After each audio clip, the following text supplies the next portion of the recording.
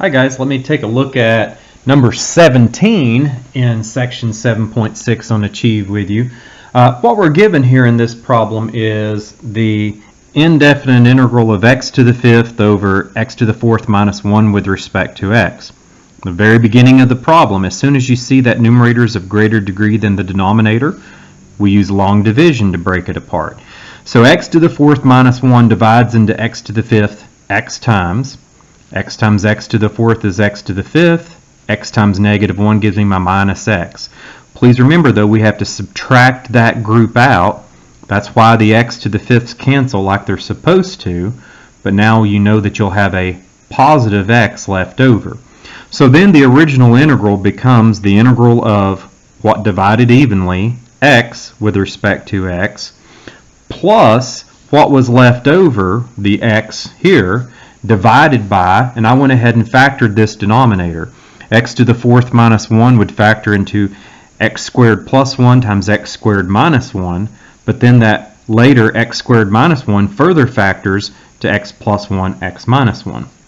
So I used difference of two squares twice to fully factor the denominator, and now we know this integral needs to be split into three simpler integrals using the method of partial fractions to be able to integrate this. So that's what I try to do here. I'm looking at this algebraically, x over those three factors. We know that the quadratic factor in the denominator, the irreducible quadratic, has to have a linear numerator. So that numerator could be ax plus some constant b. Then the linear factor has to have a constant numerator. So I say plus c over x plus 1 and then plus d over x minus 1. Now I need to try to solve for a, b, c, and d. The way we go about that is you multiply by the least common denominator on both sides of the equation. When you multiply by it on the left, you just have an x. When you multiply by it on the right, notice the ax plus b is going to be multiplied by the other two factors because we know the factor x squared minus 1 cancels out. Same thing with the c. It's going to be multiplied by your other two factors of x squared plus 1 and x minus 1 because the x plus 1 factor would cancel out. And then d, we know the x minus 1 would cancel. D is going to be multiplied by x squared plus 1 and by x plus 1. Now once you have this set up, it's not too bad to try to solve for the variables. I know I can solve for c if I allow x to equal negative 1. The key is letting those denominators in the expression try to set them equal to 0, and whatever value of x that's going to that will help that occur is going to enable you to solve for one of the variables. So in this case, solving for c by letting x equal negative 1. Therefore, any of these products that has x plus 1 as a factor all becomes 0. Negative 1 plus 1 is 0. 0 times anything is 0. So the first product and the last product cancel, and I'm just left with the middle one. C times negative 1 squared plus 1. That's c times 2. And then I would have negative 1 minus 1 is a negative 2. This gives me negative 4 times c is equal to negative 1. Remember, you had to plug in the negative 1 for x on the left-hand side as well. If negative 4c is equal to negative 1, then c is equal to positive 1/4. Then I move on and I can say, well, let's try to solve for d by letting x equal positive 1. If x is positive 1, then I can come down here and say, well, then the first two factors again cancel. The third one is going to become d times 2 times another factor of 2. I'm getting 4d is 1, d is 1/4. Now, I have the c and the d solved for in order to solve for a and b.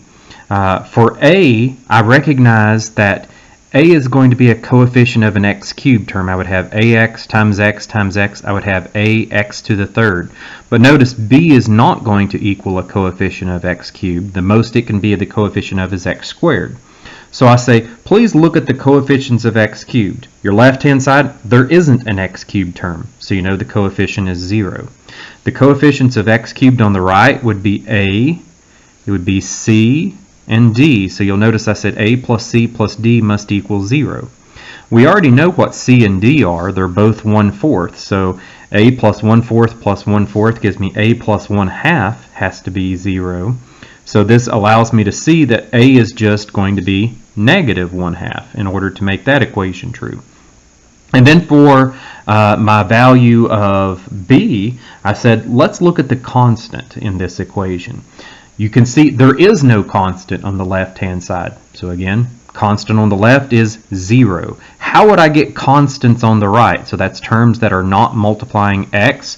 Well, your first expression, a, can never be a constant because it has an x tied with it. But b could be a constant. B times 1 times negative 1. Negative b is a constant. I would have c times negative 1 as a constant, so minus c. And then I would have d times 1 as a constant, so plus d. So negative b minus c plus d is a constant of 0. So 0 is going to equal negative b. I know that minus c is minus 1/4, and then plus d plus 1/4. Those two just eliminate each other, so I'd have negative b is 0 or b is 0. Now, from that, I can go ahead and set up my final integral answer. I already knew the first part was just the integral of x with respect to x. Please don't forget that part. You say, well, that's just going to be x squared over 2, or 1/2 x squared. Then the rest, this second integral, I had to split into 3 simpler integrals to make it happen. In this first one, I said, well, it's going to be ax plus b. I know b is 0. A is a negative 1/2. I would rather go ahead and factor that negative 1/2 out. I did. And then I had x dx over x squared plus 1. Instantly, I recognized as soon as I saw the degree of the numerator and denominator differed by 1, I knew that that was going to be a natural log. But it's only a natural log if the derivative of the denominator is in the numerator. So I said, well, the derivative of the denominator is 2x. I can easily force a 2x in the numerator by multiplying the inside by 2 if I divide the outside by 2.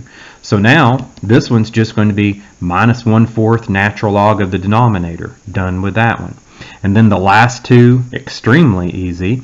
You just say, well, your c was 1/4, so you bring it out, and then you'd have 1 over x plus 1. Again, the derivative of the denominator is the numerator. That's going to be 1/4 natural log of x plus 1. Same thing happens here. The d in this problem was plus 1/4. I factored that out, and I had 1 over x minus 1 left over, which is just the natural log of x minus 1, of course, multiplied by 1/4. Then my final answer here, you could condense these logarithmic expressions. In this case, there's no need to, so I'll just leave my answer out like this. Again, you're welcome to condense. You would have 1/4 natural log of x plus 1 times x minus 1, all divided by x squared plus 1 in the denominator, but this expanded out answer is also fine.